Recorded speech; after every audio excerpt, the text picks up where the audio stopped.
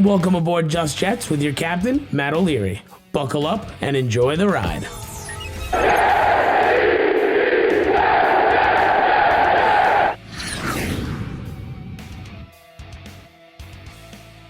Hello and welcome to episode number 47 of Just Jets. Oh, is it going to be a happy one? Adam Gase gone. The head coaching search is on. The disappointment of 2020 is over. On to 2021. Bigger and better things. Joe Douglas leading the head coaching search on top of that. Oh, what a time to be a New York Jets fan. The future is bright, and I am excited to get into it. We're going to do all that, but first, I just wanted to say a Happy New Year from the sponsors over at MANSCAPED. MANSCAPED is the best in men's below-the-waist grooming, offering precision-engineered tools for your family jewels, and it is here to help you have clean balls in the new year. Ring in the new year with the right tools for the job. Everyone needs a New Year's resolution. Why not make yours having the perfect package, which is exactly what you would be getting if you get the Lawnmower 3.0 or any other of Manscaped's awesome products. Head over to manscaped.com and use my promo code JETS20 for 20% off and free shipping on any and all of their items. That's promo code JETS20 for 20% off. Head over to Manscaped and get yourself something nice on me. There you go. Perfect. All right, let's jump into this episode because we do have a lot to get to. First, some housekeeping stuff. So if you're a real OG, you would know that Just Jets used to drop on Mondays. And then during the season, I switched it to Wednesdays. And the reason for that was, and before this terrible season happened, I was anticipated that we would spend a lot of time talking about the past week decisions in that game, then want to talk about games coming up. And we moved it to Wednesday so that I could do that. And unfortunately, the Jets were a dumpster fire, and it was pretty much an entire season of just complaining about Adam Gase and looking towards the future. But with the offseason coming back up, the show will be moving back to Monday starting next week. So this is the last Wednesday episode for a while. It's just a lot easier for me to record, edit, all that stuff on Sunday rather than do it on late Tuesday night into the wee hours of Wednesday and then have to go to the day job on Wednesday. It just wasn't going to be possible for me to, during the season, do a post-game show, post-game recap on Sundays, and then do a whole podcast episode after that. It just didn't make sense. So during the season, Wednesdays, off-season, it's going back to Monday, just more convenient for me, and hopefully it works with you guys as well. So just wanted to get that back out there. So finally, 2020 is over, man. That season was an absolute dumpster fire. It is now my least favorite Jets season of all time. I've been watching Jets football religiously since I was 8 years old, 2003, and this is by far my least favorite Jets season that I've ever watched. 2014 held the cake up until this year. I hated the 2014 Jets, man. There was nothing fun about that team. Geno was awful. They also put in a decrepit Michael Vick to play quarterback. David Nelson was wide receiver on that team. I think like there was not a whole lot going on that 2014 team. Yeah, Eric Decker came in and would be there the next year when things got a little bit better. And you had Sheldon Richardson have himself a really solid year. But other than that, 2014 was a pretty big waste of time. But until this year, because Adam Gase just continued to do Adam Gase things, and he was worse than I anticipated. Like, that's my biggest thing from when the second he was hired. I did not like the hire at all. If you follow me on Instagram at Matt O'Leary NY or on Twitter or TikTok, you would have seen the video that I put up. And it was my reaction to when he was hired. And I said, my quote was, I'm very impressed with Matt Rule, something along those lines. I'm confident in Matt Rule. Adam Gase scares the life out of me. We revolt if it's Adam Gase. And I'm to not so happy with Mike McCarthy, because those were really like the three guys left on that day. And then like 20 minutes later, they hired Adam Gase. It was worse than I anticipated. The 7-9 last year was a phantom 7-9. They started out 1-7. The first half of that year was a disgrace. Second half, they won on the back of their defense. It was a phantom 7-9. And going into this year, I thought, okay, this team should be getting better. Darnold should take a step forward. I think they're probably going to go like 7-9 again. And then move on from Adam Gase. But the wheels just completely fell out from under him. 0-13 start. And you knew it was over pretty much right away. That week one game in Buffalo gave you bad vibes. San Francisco the next week, by the time they were losing to the entire third string of the Denver Broncos, you knew that it was cooked. On Thursday Night Football, the Broncos came into the Jets building and beat them. That's when you knew the season was washed. Darnold goes down, misses some games. Darnold continues his regression the second half of the year. His best game of the year is, we don't know. A lot of people would have said the first half of the Patriots game, which is true, and then he had an awful second half through 2 interceptions. I don't know. Browns, baby. It wasn't. That's the depressing thing is from this year is that we learned Sam Darnold isn't the answer at the quarterback position. I was high on this kid going into this year, and it completely fell out from under him. Adam Gase, part of the reason, of course, but it goes a lot deeper than that. The mechanics and footwork, and it's just he looks off. He doesn't have the confidence. He's not the same player he was in year 1 or year 2. It's over. So I think they'll move on. It'll be a whole offseason of talking about this until the draft day, which is sometime in April. So we'll see what they end up doing, but a very busy offseason. And Joe Douglas is leading the coaching search, which I'll get into briefly here before we get into the voicemails. Here are the names that the Jets have put in to interview: Matt Eberflus, the Colts defensive coordinator; Eric Bieniemy, the Chiefs offensive coordinator; Brian Daboll, the Bills offensive coordinator; Arthur Smith, the Titans OC; Brandon Staley, the Rams DC; and Patrick Graham, the Giants DC. Of this list, there are a few names that are intriguing and a few names that I could really do without. Like, Eberflus doesn't really do a whole lot for me. He's well respected in the NFL, but I don't think he moves the needle enough for me. Brandon Staley was coaching D3 football a couple years ago. He is not ready, man. Let him stick at DC for a couple more years. Prove that you can do this defense again with the Rams next year, and then maybe you could be considered a head coaching candidate. I'm a little bit higher up on Patrick Graham than those two. He did a really, really good job at the Giants this year. Really good job. I'm not anti-defensive coordinator per se. Like, for example, if the Jets were to hire Don Martindale, but bring in Tony Elliott to be the offensive coordinator, or Todd Monken to be the offensive coordinator, like someone like that, then okay, you could probably get me sold on that. But I really am intrigued with Brian Daboll and Arthur Smith and Eric Bieniemy too. I think that those are all legitimate candidates. This is not going to be the final list. More names will be added to this list.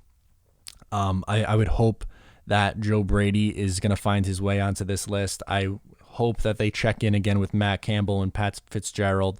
I don't think Urban Meyer is going to be a realistic option. And I just laughed out loud at Brian Schottenheimer's name getting brought up, because if the Jets hire Brian Schottenheimer, I think that might be it for me. That might be a wrap. I might just ride off into the sunset. You guys will never hear from me or see me again. I won't talk Jets football anymore. I think that'll be it. That'll be the one to finally get me over the edge.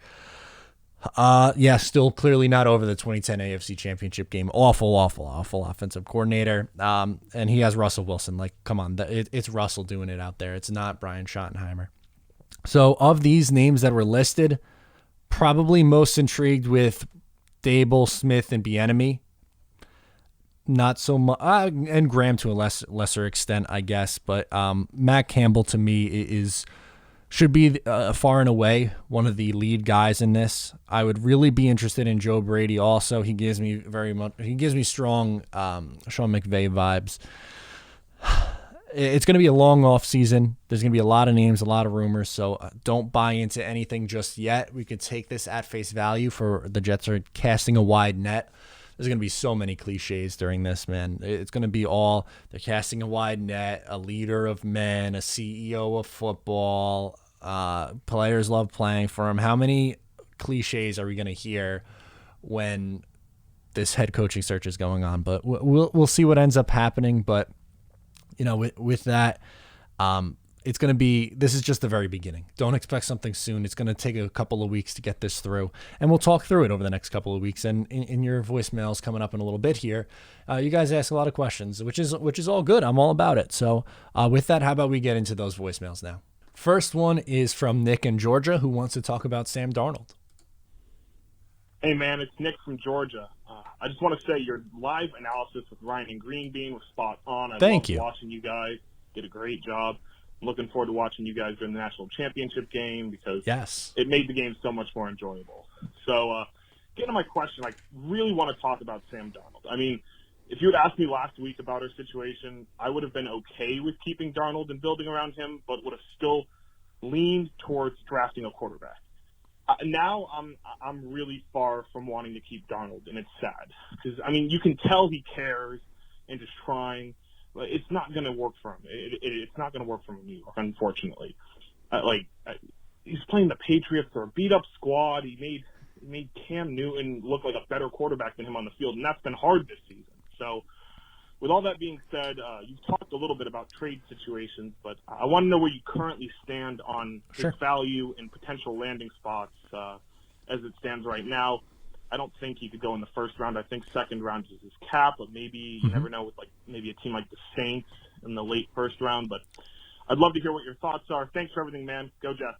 Yeah, really appreciate that. Thanks for the kind words. And if you guys are interested, you should absolutely check out. It's on Jets Talk 24/7's channel. So if you're not subscribed to him, you should. And on Tuesday nights, we do the Talking Jets panel with Green Bean from Jets Nation. So check him out, too, if you haven't already. We do the Talking Jets panel on Tuesdays. For the Clemson-Ohio State game, we went live and did play reaction. And we're going to do the same thing for the national championship game next Monday. So you're probably going to want to tune in to that as well. So thank you for the plug there, Nick. And as far as it goes with Sam Darnold, I'm still in the camp that you can get a second-round pick for him. Josh Rosen got a second and a fifth-round pick. Matt Castle got a second-round pick. Teddy Bridgewater on one leg, the Jets traded for a third-round pick. You know, teams overpay for the quarterback position a lot. I'm not saying he's played to that level per se, but again, it's the quarterback position. It's the NFL. Teams get desperate, and I think that Chicago could be in the mix. San Francisco could be in the mix. The Saints could be in the mix. Please don't worry about the Patriots. The Jets are not trading him to the Patriots. Put that one, to bed. They're not going to trade him in the division. Maybe they'll trade him to Pittsburgh or the Colts, but I really like Carson Wentz going to the Colts, I think. If I had to guess, I would say 49ers are high. I would say that maybe the Bears are pretty high. Dark horse team, Panthers. I think they miss out on the top three quarterbacks with where they're picking. So maybe if they don't like Trey Lance, they'll trade for Sam Darnold. And then if Matt Rule fixes Sam Darnold, that again might be the end of me here. I don't know how much more I could take. But that's probably my best guess for where he's going to go. San Francisco seems like a pretty good fit. And I think a second is still pretty fair value for him at this point. Next up, we're going to go to Garrett in New Jersey, who wants to talk some free agency. Hey, Matt. It's Garrett here, calling in from New Jersey.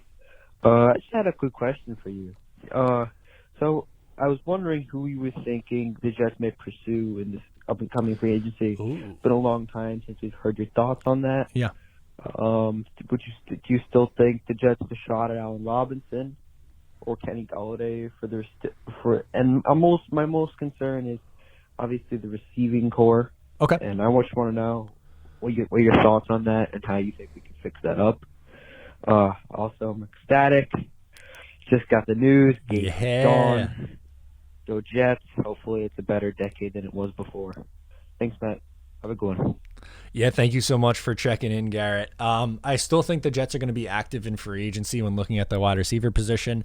They have a ton of money to spend, so I absolutely think they will be in on Allen Robinson, Kenny Golladay, maybe Godwin. I would be interested in really those three guys for sure.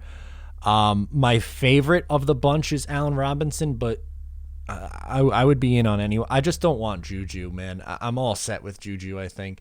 I was on that train thinking when Sam Darnold was going to be here long term. That doesn't look to be the case. And on top of that, his whole thing this year with the TikToks, man, just rubbed me the wrong way. And I'm a TikTok guy, and he's rubbing me the wrong way with his TikToks.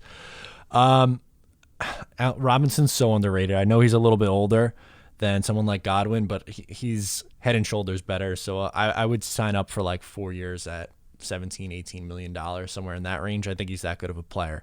And if you have a quarterback on his rookie contract, you can line that up perfectly. So that would be my take on free agency in the wide receiver position. Also look for them to be active at the guard position. If Thuney hits the market, they would have scooped him up last year. They'll scoop him up this year if he hits. And if not there, then maybe Sheriff from the Washington football team. Next up, we're going to go to Liam in Manhattan, who wants to talk about the head coaching search. Hey, Matt, it's Liam from Manhattan. I hope you enjoyed the last game of Adam Gase as head coach of this team. Yes. And you're as excited as I am to get a new head coach in this building and start building this team up again. So the reason I called this week is to ask you which head coaches would you like, or not head coaches, which head coach would you like to have for each respective potential quarterback for the Jets for the seasons to come. So these would be my pairings for head coach and quarterback for the next season and seasons to come. This is interesting. So if we were to stick with Sam Darnold, I would love to hire Arthur Smith. He's already revived one broken quarterback from Adam Gase. So let's see if he can do it again. If we were to go with Justin Fields, I would love to go with Greg Roman. I feel like he could do amazing things with him. Okay. With his mobility and his rocket cannon of an arm, and I feel like I have a feeling he could make the most out of him. And if we were to go with Zach Wilson, I'd like to go with Brian Daboll because I see Zach Wilson as a smaller and sort of skinnier Josh Allen, and I feel like he can groom him into the quarterback that can lead us to the promised land. So yeah, those are my pairings for head coach. For head coaches and QBs, we would go with in the years to come. So yeah, let me know if you change anything about my pairings, and give me your pairings for the head coach and QBs for this upcoming offseason. Yeah, thanks so much for taking my call, and go Jets. Thanks, Liam. I like your pairings a lot. I would change it up a little bit, I think, but the one I'm definitely going to keep is if you're keeping with Sam Darnold again. That's not what I'm looking to do, but Arthur Smith makes sense. I did want to say that as much as this is going to pain Jets fans to admit, but Ryan Tannehill was a significantly better quarterback at this point than what Sam Darnold is. When he was with Adam Gase, the numbers are much better than what Sam Darnold's numbers were with Adam Gase. So just keep that in mind when you're trying to talk about potentially fixing Sam Darnold. But that would make sense. I would say Joe Brady and Zach Wilson just seems like so much fun. I would be so on board with that. That would be an interesting, high-powered offense. And then with who do I want with Fields? I might go Daboll with Fields because I think you could make the case for Daboll with Wilson too. But I'm really big into what Daboll has done with Josh Allen, and I think he could potentially get a lot out of a player like Justin Fields as well. And I'm not opposed to Greg Roman. His offense has come around a little bit more in recent weeks. I think I like Daboll a little bit more than Roman, so I'm going to give him the slight edge in that spot. But all I think are reasonable choices for sure, Liam. Next up is Tyree from Staten Island, wants to talk a 2021 plan. How you doing? This is Tyree calling on Staten Island from uptown in NYC. I'm a Jets fan since the 80s, since Ken O'Brien days. Wow. Long-time Jet fan. Love it. Fired, and we need a good coach, and we need somebody to take over the roster. Yes. We need to start scoring some points, staying on the field. I'm tired of us going 3 and out. We have a lot to stay on the field. We need wide receivers. We need a better secondary, not just one corner like Darrell Reeves. We need more guys on the team that's going to break on the ball and strip the ball. And I'm tired of losing every year. This is sad. I'm tired. In 2 years, Sam Darnold's a good quarterback. He goes somewhere else, and not they're going to keep him or whatever. We need somebody that's going to run, throw the ball. When he did that, when he threw the ball, when he ran in that Denver game, that was the best game. Yeah, I've never seen him do that before. But we need offense, and we need some receivers. And I'm tired of us losing. We need to stay on the field, like I said, score points, throw the ball. We could run the ball, but we got to take shots downfield. I'm sick of us just running the ball, not making nothing happen. Like we have, who was on our receiving core, the Smith brothers. I don't know too much about them. Right. But I tell you this, but we need some explosiveness. If we're gonna make a trade on, we don't give up our draft picks. We have money in the bank. Let's see what happens. I'm watching your blog right now about the firing of Adam Gase. But we need a whole lot of help. I am tired. We'll see us in the playoffs or a Super Bowl one day. But we can't beat teams and score and outscore teams because this year's games are going to be even tougher. So I don't know who's going to be the starting quarterback, whether it's Darnold or somebody else. But we need some goddamn help, man. So Amen. I'll call back again. Thank you. Sorry, yes. I'm calling. It's 1:56 a.m. And just like I said, I hope that we can get some valuable receivers, a secondary. Miss Jamal Adams, I miss him. We need guys that's going to break on the ball. We need a good draft picks. Tired of going defense. We need wide receivers in the first round because we already did that since Santana Moss and Keyshawn Johnson. We got to get some explosiveness. We got to stay on the field and start taking a lot of shots down the field and show that we can do it. Take care. Have a good one. Thank you. Thanks so much for checking in, Tyree. I definitely agree that the Jets need help at the cornerback and wide receiver position. I would look for the Jets to address both in the draft and potentially both in free agency. I think in the first round, after taking a quarterback at 2, I would go with an interior offensive lineman. If Wyatt Davis makes it, if Vera Tucker is there when the Seattle pick is, wherever it ends up being, I think that would be my play. And then take a wide receiver like Seth Williams in round 3. And hopefully you are signing a guy like an Allen Robinson or a Godwin or someone like that as well and building out this wide receiver core. But I'm with you, though. The Jets need playmakers, and I think if you have at least a head coach who knows how to use his players, that's half the battle. So hopefully the next guy can get more out of A, what's on the roster, and B, what is added to this roster. So I'm in agreement with you. Next up is Ben from Jersey. He's got some reactions, so let's hear from Ben. Hey, Matt. It's Ben from Jersey. Well, the season from hell is finally over. Yes. Judgment Day has come, and Adam Gase is out. And I'm ready for a fresh start in 2021. I'm optimistic about this offseason, but obviously it all starts with the coaching search. This whole staff needs to be purged. Yes, it does. And I'm just here to give, not my dream, but I think could be a realistic head coach, OC, and DC for this New York Jets team in 2021. So the head coach, I'm probably going to get Don Martindale. This is the most realistic.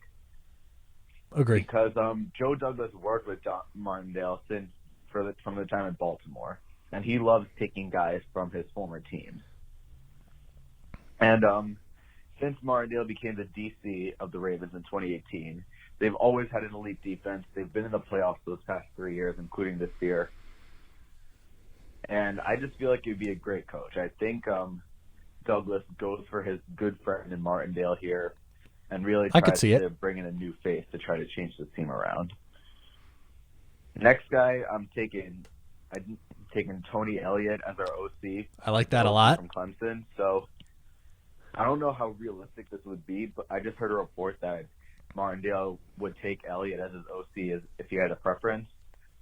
And we saw what he did with Trevor Lawrence, so imagine what he could do with Justin Fields or Zach Wilson.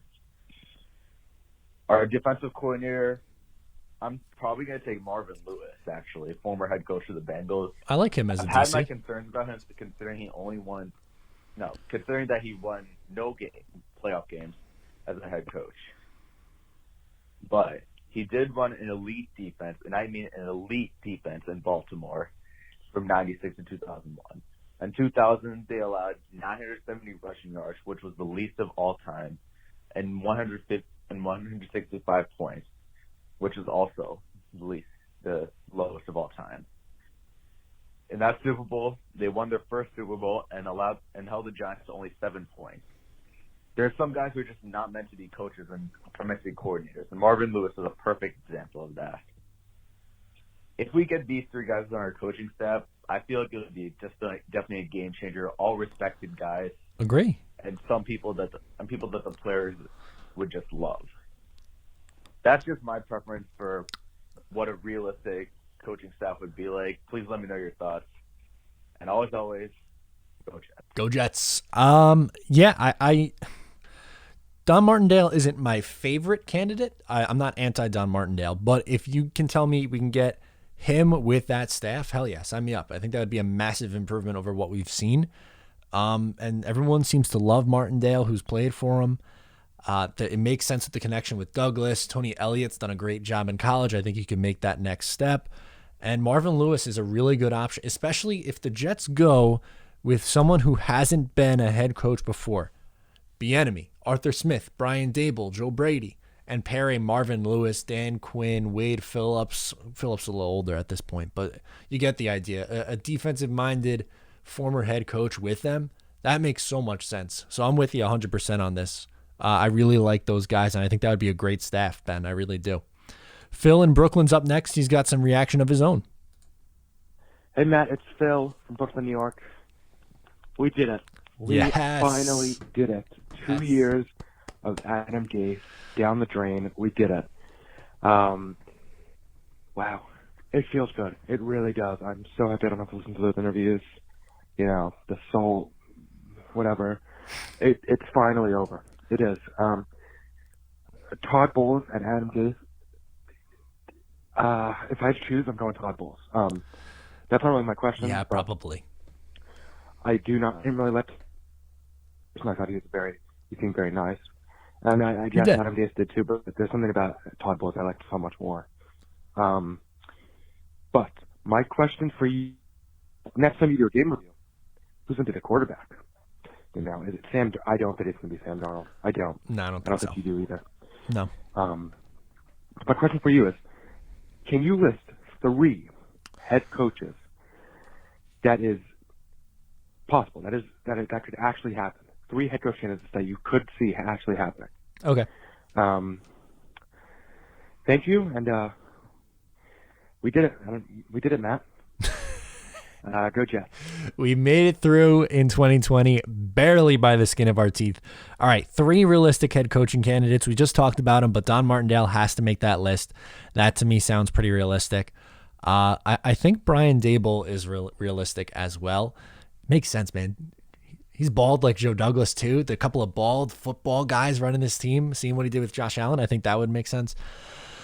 And a third realistic, like I really want Matt Campbell, but I don't know how realistic that is. I guess I'll go Roman also, just because of the Baltimore connection and as a quote-unquote realistic choice. I think it's going to be a much wider search than that, but if I had to narrow it down to 3, and it's still super early, those would be the 3 that I think are the front runners at this moment. Again, subject to change, but hopefully that answers your question, Phil. Next up, we're going to go to Matt in New Jersey, and he wants to talk about the draft and Sam Darnold.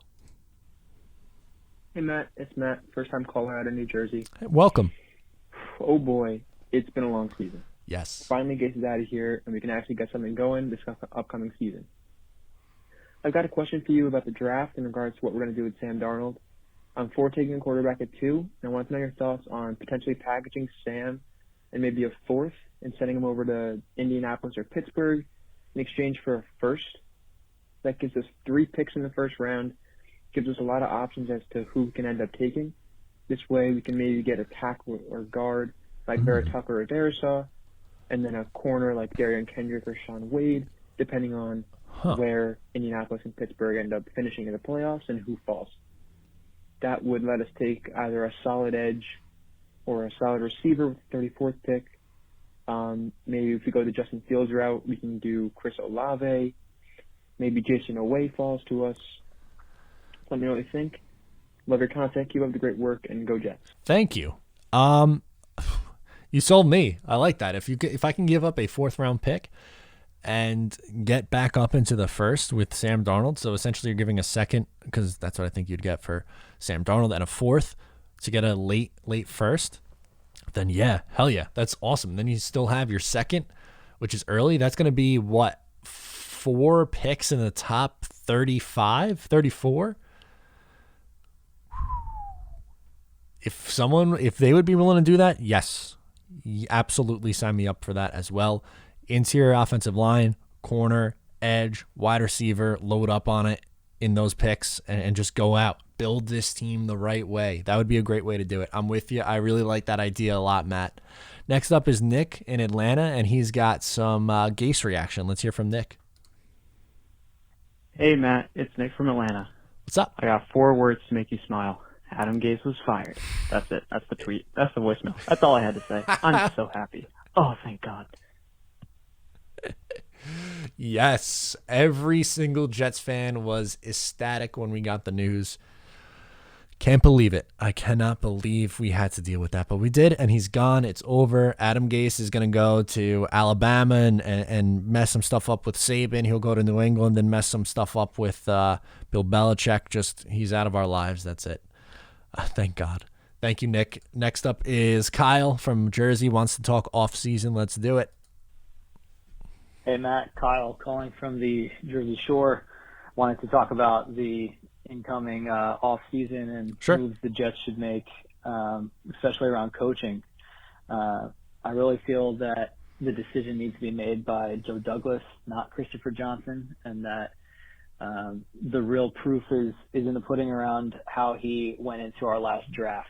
And that has to do with the fact that I felt he was drafting character. There was all the conversation about however many picks in a row that was Jets made that were team captains on their college teams, and he's drafting leadership skills and talent. And I think had it not been for our awful coaching staff this year, we would have seen a lot more production out of our rookie class.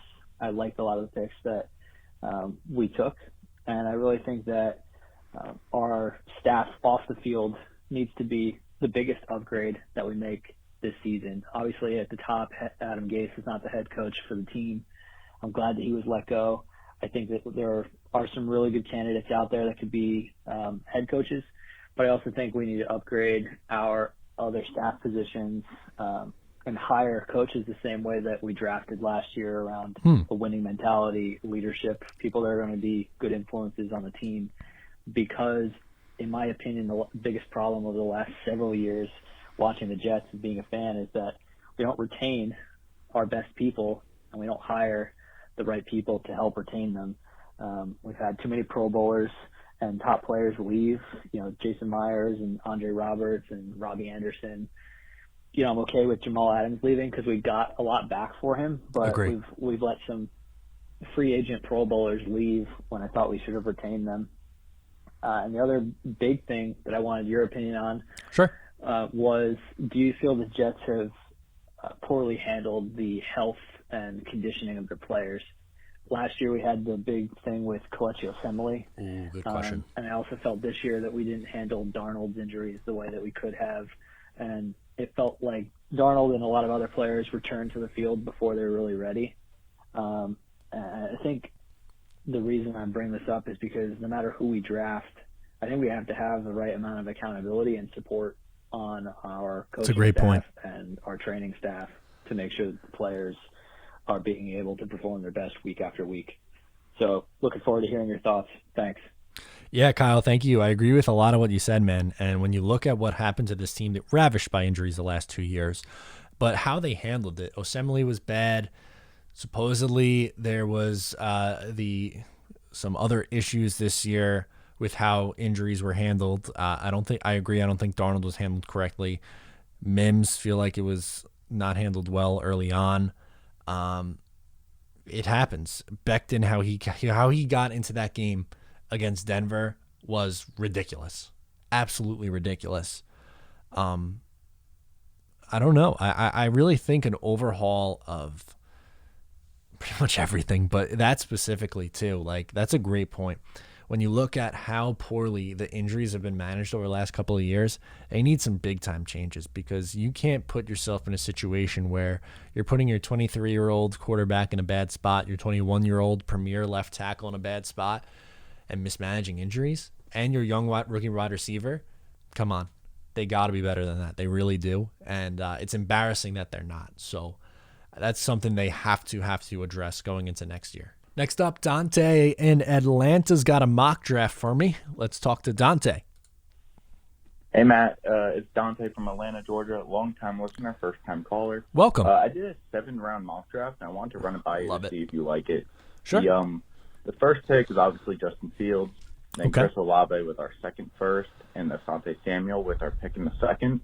Then I figured we'd go Deontay Brown. He's a 6'4", 338-pound interior lineman from Bama. After that, we go Shaka Toney, who's an edge from Penn State. He's 6'3", 240. Zamir White, running back from Georgia after that. Then the last three I got kind of creative with. I like Tommy Kramer, who's also an interior lineman from Notre Dame. This guy's 6'6", 319. Okay. Tyler Vrabel, tackle from Boston College, 6'5", 310, son of obviously the coach of Tennessee. Mike. I can't think of his name right now, something Vrabel. Yeah. So I like that he got the father of an experienced NFL player. And Makes then sense. with the seventh pick, he was available for some reason, but T.J. Vasher, the running back from Texas Tech. So just let me know what you think of that. So, I mean, I addressed edge, tackle, interior lineman, running back, wide receiver, quarterback, corner. So I think it's a pretty solid draft. But honestly, we got the best news ever this week with Gase being gone. So I trust Douglas. Don't really trust Christopher Johnson, but I hear he's not really taking part in the coaching situation, which is good. But anyway, let me know what you think. Go Jets, and here's to a better year, hopefully.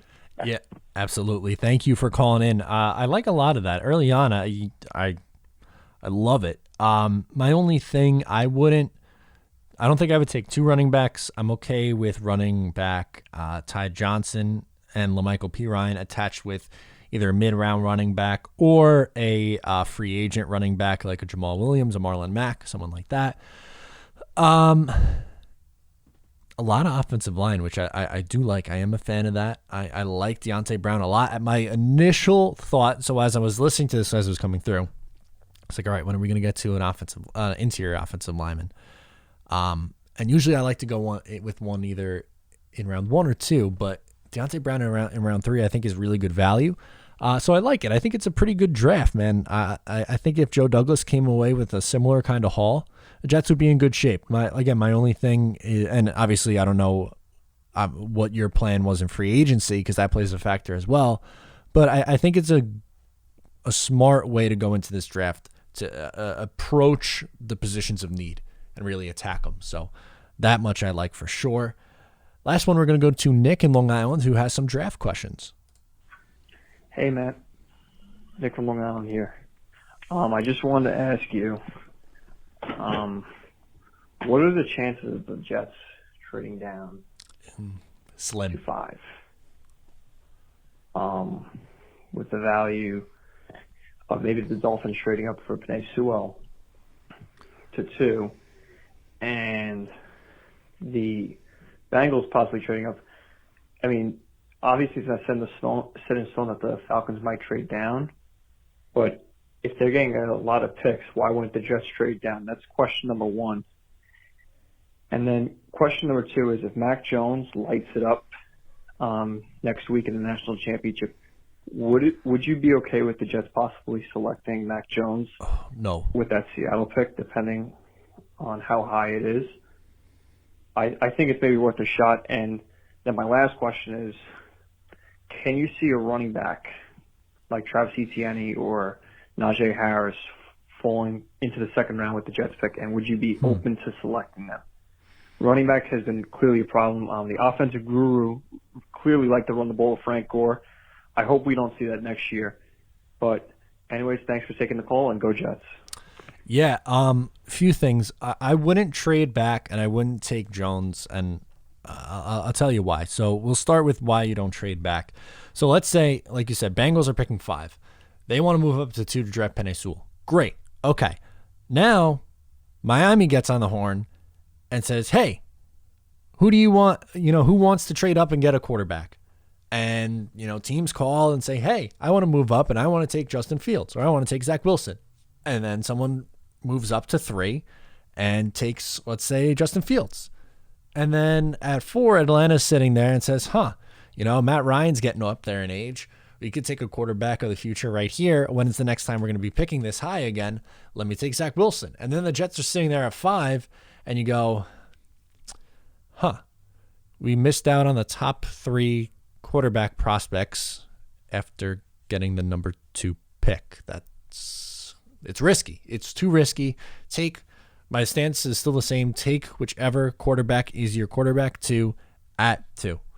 We're assuming Trevor Lawrence is going 1. I don't think, even if Urban Meyers gets hired in Jacksonville, I don't think he's taking Justin Fields over him.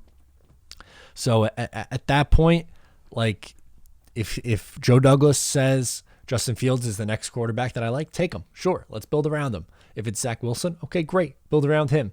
I'm not moving down. I'm not getting crazy with it, and I think that's how you run yourself into issues. With Mac Jones, he is, as a prospect, is my 5th quarterback in this class. I would put him behind Trey Lance also in this draft class. Trey Lance, I think, is someone who probably goes maybe top 10, absolute worst 15th, I think.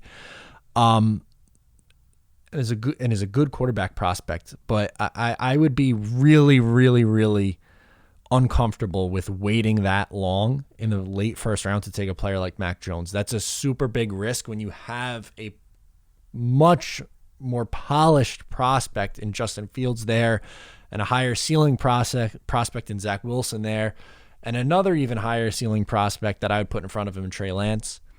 And then with the running back pick, so if the Jets trade Darnold for a second, let's say that's the return, and you're sitting there with 2 firsts, 2 seconds, and 2 thirds, that's 6 picks in the first 3 rounds. That's probably the only instance where you can say, okay, you can take a running back at, let's say it's, where are the Jets picking, 34, I believe. So in that spot, then maybe you can sell me on taking one of those 2 guys. I think Travis Etienne goes in round 1. Najee Harris, I'm going to say, is there. I think Najee's there when the Jets are picking. Do they take him? I don't know if Joe Douglas values a running back that much. And this team has a ton of needs, so I would be surprised if that was the pick. You can sell me personally on it, but I don't think Douglas does it. But that's just my take on it. And that's going to do it for me on episode number 47. It's been a lot of fun. Thanks for sticking with me through the tough season. One more time, we're coming back on Monday, so next episode's dropping on Monday. Thank you so much for tuning in. Make sure to subscribe wherever you are listening to this. I'm Matt O'Leary, and I'll talk to you next time.